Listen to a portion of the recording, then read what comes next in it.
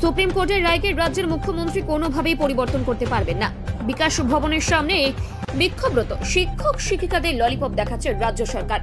শনিবার বিকেলে পাক মদতপুষ্ট সন্ত্রাস দমন করতে ভারত পাকিস্তান যুদ্ধে ভারতীয় সেনাবাহিনীর সাফল্যের কারণে নদিয়া জেলার কৃষ্ণনগর সদর শহরে নদিয়া উত্তর সাংগঠনিক বিজেপির পক্ষ থেকে এক তিরঙ্গা যাত্রা মিছিলে যোগদান করতে এসে রাজ্যের শাসক দল তৃণমূল কংগ্রেস ও রাজ্য সরকারকে কার্যত এই ভাষাতেই সরাসরি আক্রমণ করলেন বিজেপির রাজ্য সভাপতি এবং শিক্ষা প্রতিমন্ত্রী সুকান্ত মজুমদার।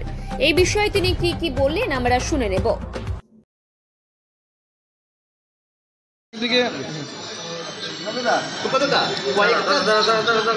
দাদা মুশকিল হয়ে যাবে। কলকাতায় বিকাশ ভবনের সামনে এখনো চাকরি হারা প্রার্থীদের বিক্ষোভ চলছে, যেখানে নিয়োগপত্র প্রকাশ করা হয়নি এখনো, কি বলবেন? দেখুন, এই চাকরি প্রার্থীদেরকে বারবার রাজ্য সরকার ললিপপ দিয়ে বোকা বানিয়েছে এবং এখনও বোকা হচ্ছে চাকরি প্রার্থীরা। তার কারণ হচ্ছে সুপ্রিম কোর্টের যে রায়, সেই রায় মাননীয় মুখ্যমন্ত্রী কোনোভাবেই পরিবর্তন করতে পারবেন না। কিন্তু এমন ভাব দেখানো হচ্ছে যে মাননীয় মুখ্যমন্ত্রী সুপ্রিম কোর্টকে বলে সব পরিবর্তন করে দেবেন। সেই জন্য আমার মনে হয় শিক্ষকদের আগামী দিনের ভবিষ্যৎ এই মুখ্যমন্ত্রীর জন্য এবং তার দলবলের জন্য আরও খারাপ হতে চলেছে। ফিরাদ হাকিম বলছে যে চাকরি নামে যে আন্দোলন হচ্ছে, এই আন্দোলনটা নাকি লোক দেখানো। দেখুন, ফিরাদ হাকিম সাহেব যদি বা তৃণমূল কংগ্রেসের নেতারা যদি কোনো পরীক্ষা দিয়ে চাকরি পেতেন না এবং তারপরে যদি চাকরি পাওয়া কত কঠিন সেটা বুঝতে পারতেন। এবং চাকরিটা যে চলে গেছে এবং চলে গেছে লোকের দোষে, নিজেরা ভুল করে কোনো চাকরি যায়নি, কিন্তু লোকের দোষে তৃণমূল কংগ্রেস চুরি করেছে বলে শিক্ষকদের চাকরি চলে গেছে। সেটা শিক্ষকদের দুঃখ কষ্ট ফিরাদ হাকিম সাহেব বুঝতে পারবেন না। উনি বলছেন যে সুপ্রিম কোর্টের রায় বিকাশ ভবনের সামনে আন্দোলন করে বদলানো সম্ভব নয়। এতদিন পর সেই বোধোদয়টা হলো। তাহলে নেতাজি ইন্ডোর স্টেডিয়ামে ডেকে শিক্ষকদেরকে নিয়ে মিটিং করার কি মানে ছিল? মুখ্যমন্ত্রী তার মানে কি তখন নাটক করেছিলেন? না নেতাজি ইন্ডোর স্টেডিয়ামে মুখ্যমন্ত্রীর সাথে বৈঠক হওয়ার পর সুপ্রিম কোর্টের রায়ের কোনো পরিবর্তন হওয়া সম্ভব ছিল? বিভিন্ন জেলায় তৃণমূলের জেলা সভাপতি পরিবর্তন করা হয়নি, পূর্ব বর্ধমান এবং কোচবিহারেও পরিবর্তন করা হয়নি। তারা বলছে যে সবকটি আসন তৃণমূল জিতবে। আপনার কি প্রতিক্রিয়া? দেখুন, 294-294টি জিতবে মনে হচ্ছে, আমার মনে হচ্ছে 295টাও হয়ে যেতে পারে। তার কারণ তৃণমূল কংগ্রেস এবার হারবে, সরকারে থাকবে না। অপেক্ষা করুন।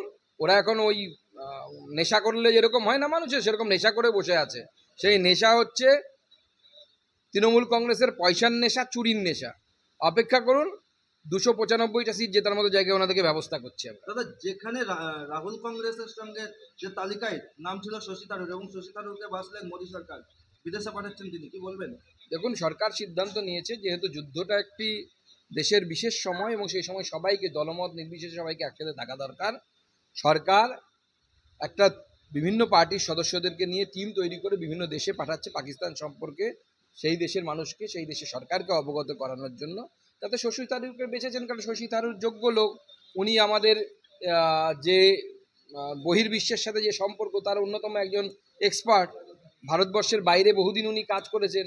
এক্সটার্নাল অ্যাফেয়ার্স বলে যে সব বিষয়টি আছে, এই বিষয়টির উপর ওনার বুৎপত্তি আছে, সেই জন্য কেন্দ্র সরকার তাকে সিলেক্ট করেছে।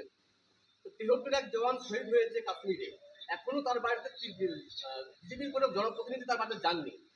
কে যায়নি? গেছে তার বাড়িতে, আমাদের বিরোধী দল নেতাই গেছে তার বাড়িতে।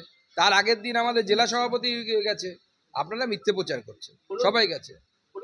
এমপি বা কোনো জনপ্রতিনিধি মানে? আরে এলওপি আবার এমপির প্রয়োজন নেই। এলওপি মানে হচ্ছে ক্যাবিনেট মিনিস্টারের সমকক্ষ। আপনাকে তো বুঝতে হবে, এলওপি হচ্ছে ক্যাবিনেট মিনিস্টারের সমকক্ষ একটি পদ। এর থেকে বড় কে যাবে? দাদা, যেখানে বিভিন্ন হারে অনুপ্রবেশ ঢুকছে, কি বলবেন?